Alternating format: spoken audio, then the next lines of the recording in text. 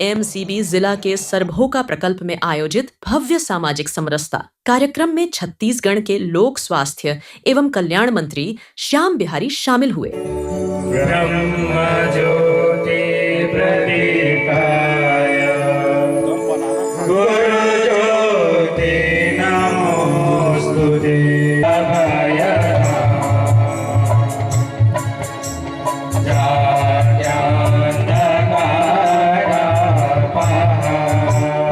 इस अवसर पर उनके साथ साथ भाजपा एमसीबी जिला अध्यक्ष व पूर्व विधायक श्रीमती चंपा देवी के साथ साथ अन्य प्रबुद्ध गणमान्य आयोजन में शामिल होकर अपने विचार रखें। हमारा जब इसकी हिस्ट्री को पढ़ेंगे तो इसके इतिहास में जाने पर पता चलता है कि पूरी दुनिया एक तरफ थी और भारत हर दृष्टि में एक तरफ था। ये दोनों में जमीन आसमान का अंतर। चाहे वो आर्थिक स्थिति में हो तो 12वीं शताब्दी तक भारत जो है पूरे विश्व का 1/3 संपदा भारत के पास था। भारत का जो वेद है, पुराण है, जब लोग लिखना पढ़ना नहीं जानते थे उस समय हमारे वेद पुराण सारे लिखे जा चुके थे।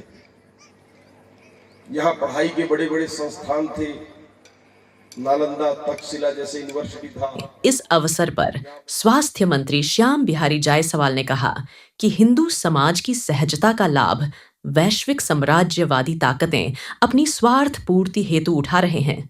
साथ ही प्रलोभनों, भरम द्वारा धर्मांतरण कराकर उनकी श्रेष्ठ जीवन पद्धति व जीवन मूल्यों से उन्हें काटा जा रहा है। मंत्री जायसवाल ने कहा कि हिंदू वनवासियों को विभाजित करने तथा उन्हें कमजोर करने के लिए अनेक प्रकार के चल रहे षड्यंत्रों को सामाजिक समरसता के माध्यम से ही समाप्त किया जा सकता है। उन्होंने कहा कि आजादी के बाद सामाजिक समरसता को बनाए रखने के लिए जितने प्रयास किए जाने चाहिए थे वह नहीं किए गए, बल्कि वर्तमान में वोटों के लिए सामाजिक समरसता को बिगड़ने व कमजोर करने का प्रयास कुछ लोगों पार्टियों द्वारा हो रहा है। देखिए, भारत सदियों से सामाजिक रूप से समरस रहा, लेकिन इस देश में, इस धरती पर विदेशी आक्रांताओं ने आकर हमारे ही अपनों को उसमें भेद पैदा किया गया। ऊंच नीच, जाति पाति, आर्थिक विषमताएं, इन सारे वजहों से हमारे ही समाज में लोग जो है एक दूसरे के साथ उठना बैठना, खाना पीना, वैचारिक रूप से असमानता के खाई जो है देश में पैदा हुई और परिणाम स्वरूप देश जो है गुलाम हुआ, देश के टुकड़े हुए और कई भागों में देश बटा। आज चूँकि माननीय प्रधानमंत्री जी चाहते हैं कि 2047 का विकसित भारत हो, जिसमें भारत पूर्ण रूप से एक विश्व गुरु बने और पूरे विश्व का नेतृत्व करे, उसके लिए आवश्यक है कि आज सबको एक होकर समाज में जो जाति पाति, ऊंच नीच, छोटा बड़ा, इन सब का जो दायरा हो समाप्त हो। और आज इसी विषय में संगोष्ठी भी रखा गया था और कार्यक्रम भी हुआ, सांस्कृतिक कार्यक्रम भी हुआ। और आप लोगों के माध्यम से मैं यही अपील करूंगा कि सारे हिंदू एक हैं, हिंदुस्तान में रहने वाले एक हैं, इसमें कोई जाति पाति नहीं है, कोई ऊंचा नीचा नहीं है, कोई छोटा बड़ा नहीं है। सामाजिक समरसता समय की मांग है। निश्चित रूप से आगे चूँकि अब भारत अपने पैरों पर खड़ा है और सारा धुंध छट चुका है, देश को आज़ाद हुए अब 80 साल हो गए हैं, तो ऐसे में आज समय की मांग है समरसता का। समरसता केवल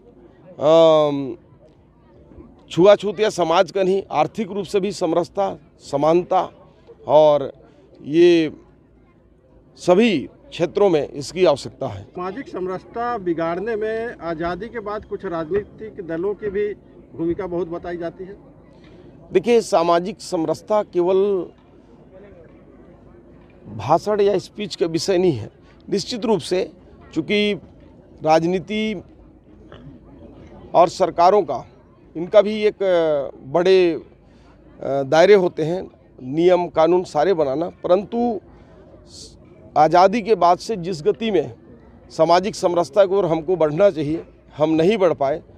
और आज चूँकि प्रधानमंत्री हमारे यशस्वी माननीय नरेंद्र मोदी जी, आज आप देखेंगे कि वो सफाई करने वालों के साथ बैठकर भोजन करते हैं, उनके साथ फ़ोटो खिंचाते हैं, उनके सुख दुख में खड़ा होते हैं। और आज सफाई करने वाला व्यक्ति भी अपने आप को समाज से अलग नहीं समझता है, और ये काम आज़ादी के बाद से अगर प्रारंभ होता तो शायद आज समाज में ये जो असमानता है नहीं होता। वर्तमान समय में वोटों के राजनीति के चलते वोटों को प्राप्त करने के लिए कहीं सामाजिक समरसता तो नहीं बिगाड़ा जा रहा भारत में?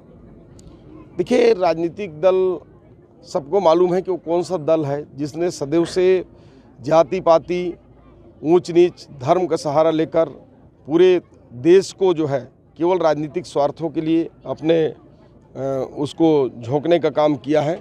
ये मैं नहीं, आप सब जानते हैं, एक एक लोग जानते हैं कि वो कौन सी पार्टी, कौन से लोग हैं जिनके वजह से भारत में भगवान राम को 500 साल तक ये सिद्ध करने में लग गया कि वो अयोध्या में जन्म लिए हैं, अयोध्या में राम जन्मभूमि जन्मस्थली है। तो निश्चित रूप से उनका एक हाथ हो सकता है।